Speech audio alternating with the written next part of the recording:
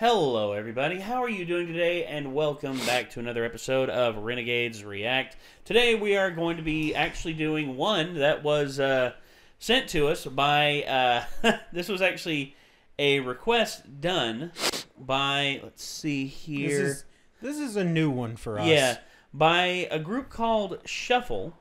And they are, they want us to react to this and see what we think. Oh, shit. Dang it.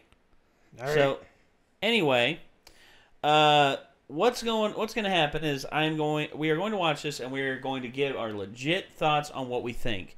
This is actually a a music remake of the cult classic movie Coming to America. That's right, the Eddie Murphy movie from all the way back in 1987, the year before I was born. Damn it, that makes me feel old. I don't like this. You fucked and up, I'm the buddy. oldest one here. Wait, what year? 1987. No, it's from its release date June 26th, 1988. What day again? June 26th, 1988. I was 4 days old when that friggin' movie came out. Put that in the lore. Jesus. So yeah, Coming to America was a signification of my birth.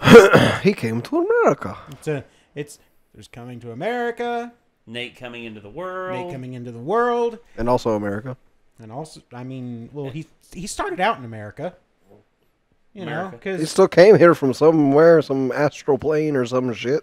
don't stop that shit. Yeah, all right, don't do that. Yeah, God just picked me out of the cosmic dust and just threw me into my mother's womb. Look, just because it's 1:30 in the fucking morning, do not get loopy on me. Don't you do it. He's Nick. Loopy is his middle name. They think I'm loopy when in fact I know exactly what I'm talking about. So, okay. Anyway, what we're going to be doing is we're going to be watching this and telling y'all what we think. Coming to America is one of my favorite comedies of all time. Man, that movie is so good. And the name of this track is Zaena and Jason Maek Get to Work. So, all right. so here we go. Let's Break see time over, back to work. Let's see what they got.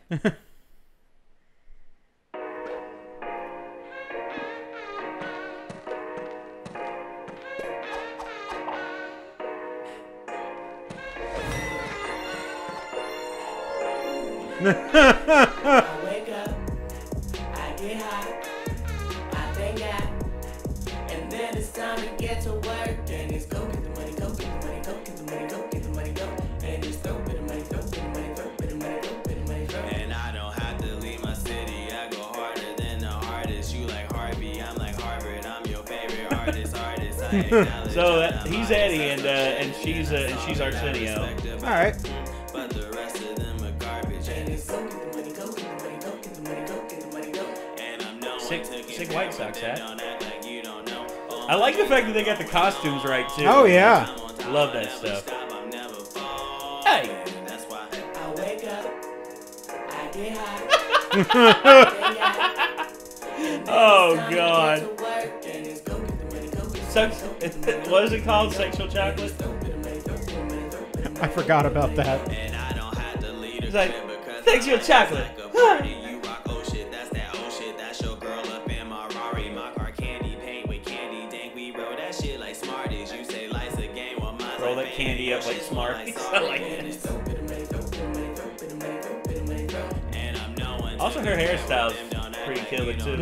All my dreams, I'm going all in. I'm on top, I never stop, I'm never falling. That's why I wake up, I get high, I thank God.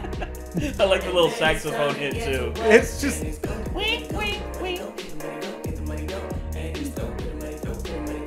Also, I'm digging the Fu Manchu man, just and like the Jerry curl. the little touches of animation are neat. Oh yeah, I like that. A little rotoscoping. Yeah, I love yeah. that stuff, dude. Oh, it's the old man. The barber shop. God. Mardi Gras. These things are rewarded. I'm gonna read like a forest. You stay like a tourist. Chopping the purest. While like in Europe. Don't look in the mirror. Salute like a Führer. Salute like the Fuhrer. Oh, God. Wow. And considering the character that he's talking he's portraying that as Jewish, that's I thank God. And then it's time to get to work. Wow. Go get the money, go get the money, go get the money, go get the money, go. And it's throw for the money, throw for the money, throw for the money, throw for the money, throw.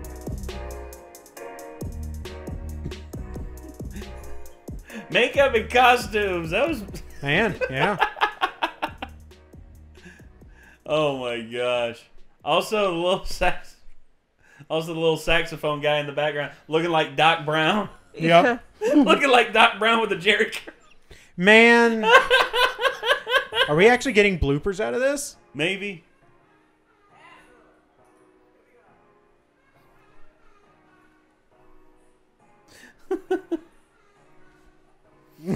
God.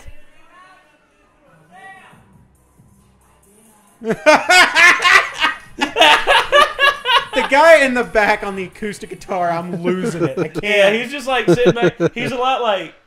It's a lot like Danny Bonaducci was in the friggin' Partridge Family. He's just sitting back there and strumming a bass. I'm just like, you don't strum a bass, you pluck it. What are you doing? Because he was sitting there and just strumming a bass with just like his fingers like this. And I'm like, Danny, come on. This is not how bass work. Yeah, bass work like this.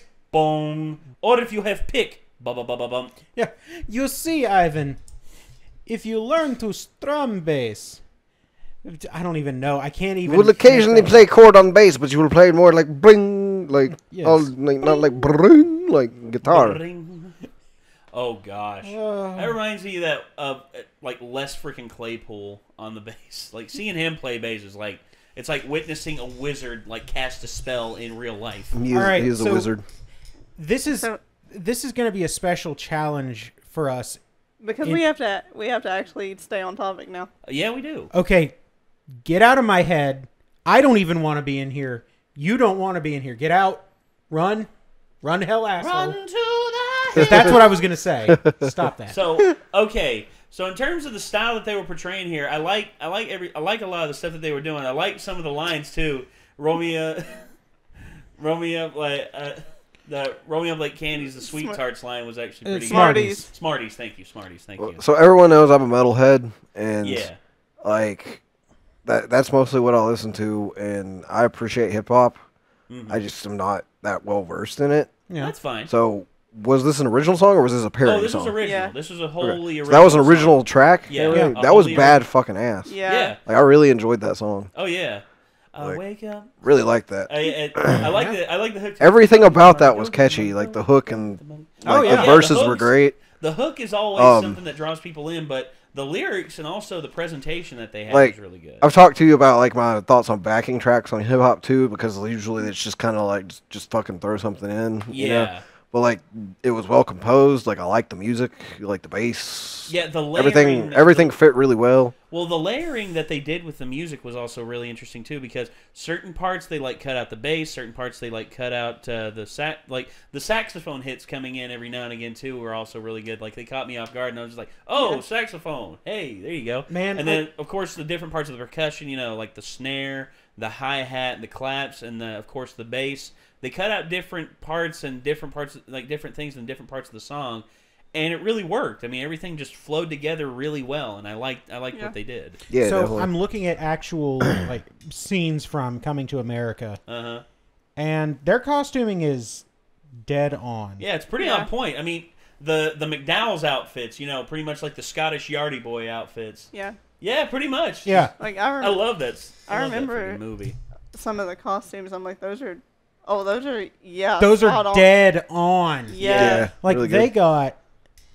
they did. Oh yeah, here's Oh yeah, there's the old Jewish guy that Eddie Murphy portrayed. He's like, There's "I'm the gonna old Jewish open up guy." a barber shop called the Three Putzes. Oh my gosh. And remember this. this? They did such good work on the Yeah. design. They did, and also the makeup was pretty good too. Yeah. I was. mean, of course, the Jerry. You know, of course, it's hard to really get a good Jerry curl look, especially when your hair. You don't want to ruin your hair. Like I guarantee you, she didn't want to ruin her hair. That's why she opted to just do a wig, because Jerry curl pretty much. Actually, there was a parody video a long time ago. I'm not going to get off topic with this, but It was on In Living Color, and it was like the origins of the Jerry curl. Oh no! It was a guy named Jerry working at a auto shop, and he was doing an oil change, and he was having a hard time getting the nut to turn loose on where the oil comes out. That's what she said. Yeah. Hey. Please continue. Thank you. Oh my god. Anyway, he turns the ratchet, and it turns loose, and the oil just comes flying down, and it just like all over his head. All over the top of his head. He's like, "Oh man, my dude, I got a date tonight, man!" And then all of a sudden, his friend's like, "Whoa, Jerry, real quick, man, come over to the mirror." All of a sudden, he comes over to the mirror, and it's the Jerry curl. It's like full, and he's like, "Your hair's all the way alive, son." And then, and then all of a sudden, Jerry like goes out on his date, and the girl's like, "I like your hair, Jerry," and she gives him a kiss on the cheek, and then because she got grease all over her face, she actually like wipes off the grease. She's like, and just like still swooning, going on the date with him. I was just like, yes. Oh my gosh. And it was actually Jamie Foxx who was Jerry in that skit. Oh, and also a little bit of trivia about the barbershop scene. Mm-hmm. One of the patrons in the barbershop is Cuba Gooding Yep. Jr. Yeah. Cuba Gooding Jr., the actor. Yeah, the actor. I love that freaking movie. And this song did a good job paying tribute to it in every way because they kept up the scenery with it with the barbershop, McDowell's, the apartments, and also they set it in the modern day too. They modernized it. The kids using the cell phones in the stairwell trying to take the best pictures that they can. As self-absorbed as we are today. Oh god. Yeah. There you go. Let's see. So there's the Yep. there's the band costume. Which is once again, they were pretty much dead on. Like the only thing that really changed there was they played up the Fu mustache. Manchu. They made it a Fu Manchu instead. But that's just a regular stash. To an extent, I think that made it better. Yeah. Almost. You're playing it up for a parody, and I think if you're playing it for a parody, you have to sacrifice for as they call it whenever you're filming an action movie, the rule of cool. You'll throw certain things out the window just for the aspect of cool, as long as it doesn't get too ridiculous.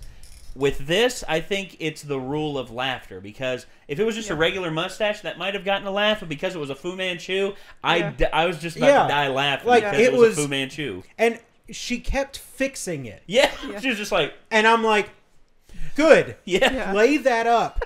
Like, if you can't make it look good, play up how fake it is. Yeah. So... that was well done. Go ahead, Kara. I was just gonna say also, like, when you were telling us about this, I didn't know what to expect from it, other than I knew it was from Coming to America. But I really enjoyed it, and I like you said, the little animations. Oh yeah. Like I don't know why it works, but it does, and I don't know why and it's weird to say that the song fit with Coming to America as well, but I don't know why I say that. I haven't seen Coming to America in forever, but yeah. I mean, I just like, why does this fit? Well, some things can't be explained. I mean, honestly, why do certain things work? Okay. Why do certain things working together shouldn't make sense? But I'll be damned if it isn't just like perfect. Yeah. I will say that everything they did in this, I mean, everything had its point. Every piece of scenery, whenever they were rapping, every line that they spoke. Yeah, there was nothing extraneous. Yeah. You got exactly what you needed. There was nothing just there to be there. Yeah, there was nothing there that didn't have a purpose. And honestly, that's kind of refreshing, given that now a lot of it is set pieces and flash, and sometimes you get all flash, no substance. Yeah. Or like focusing on people's bodies instead of... Yeah, that's... Or like, hey, let's just... Okay. The thing we watched earlier, the lip sync battle, spoilers. Yeah. So, how you know, they decided, okay, let's just up the production value a ridiculous amount, but it detracted from actually being able to see them lip syncing. Yeah. They could have been saying, like, they could have been doing nothing with their mouth the entire time, and we never would have known. Yeah. True. So, you know, I appreciate that they took what they had and they used it to the maximum of their ability instead of just making everything ridiculously flashy. And whenever something was happening, and this probably sounds stupid to say too, but like they focused on the person who is actually supposed to be singing instead of like a big picture thing, which is what I feel like most music videos do. I don't know. Well, yeah, you have to focus on the individual to some degree, especially when it's rap. You have to focus on the individual because you know you can have the production going. You can like have the producer in the background, like just like hanging out and looking, just like get them looking good and looking tough, or however they want to look. But whenever the artist is either singing or rapping, it's always imperative to have them be the central focus. You can like have them like walking around and talking stuff like that. And you can like have the camera like pan around a little bit and like see a little bit of the scenery, but as long as it comes back and doesn't detract too much from the artist. And another thing, you want to talk about cinematography. Mm-hmm. The tracking shot in the hallway. Yeah. That was very well done. I think I thought that was really good. It almost made me think like not like the tracking shot as well as like just the other shots, how they did their focusing on specifically the person singing and everything. Mm-hmm. I was trying to think of a good way to describe this, and all I can really think of is like it was kind of more immersive, almost like, I guess the word would be like more like of an intimate type of experience where you almost feel like you're there hanging out with them while this is going on, and that was kind of neat. Yeah, I think that's the approach that they were going for at this, and they nailed it. I hope so, because that's a fantastic thing, and to go into that, I mean, it's great if it's accidental, but to go into that and do it intentionally is great. Something else. Yeah, that's something else. Because it's one thing to do something like that accidentally, but if you mean to do it and you do it well. Well, but there you go. Also, just like the set pieces, you have set pieces, but the camera work still felt fluid. Like it wasn't just a set piece. It still felt like this was the actual location. Yeah, on location shooting is always good, but sometimes you have to depend on set pieces. I mean, but even the stuff like the band parts, you can tell that that had to have just been a set piece. Yeah. They didn't have like a whole room decorated up. Yeah. But you feel like maybe like with the camera work that they did, something in your brain goes, maybe they do have a whole room decorated up. Maybe. And who knows? That's especially effective. Yeah. I mean, because I didn't even, like, I guess, register the thought that it could have been not in that room. Right, see? So. Yeah. And that's impressive, because there's some set pieces where you're just like, all right, okay, we got it. Yeah, we get you. It felt like it was actually in the appropriate room. Yeah. Nice. So either way, whether it was or not, I mean, it's a cool atmosphere. Oh, yeah. Very cool. Very, very cool.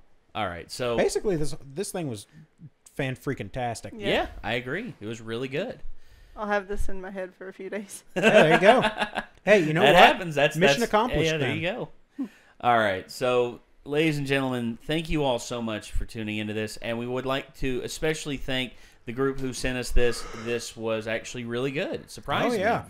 It surprised me. I didn't know what to expect. Thank you, guys. When you described this, it was like, I don't know what we're getting I don't know into. How to feel about that. It surprised me, and I'm very happy. Oh, yeah, it was great. Very happy that we did this. So, if you all want to see the original video, there's a link in the description down below. Yes. Find it there. Check it out. Let them know who sent you. And I guess until next time, signing off. I'm Nate. I'm Ben. I'm Kyra. I'm Nick. And Peanut is over here under a blanket. Yeah. He's tired. Peanut. Peanut's a He's doggy. tired. Peanut is smuggling. a good dog. All right. So, thank you all once again, and we'll see you in the next one. Peace out.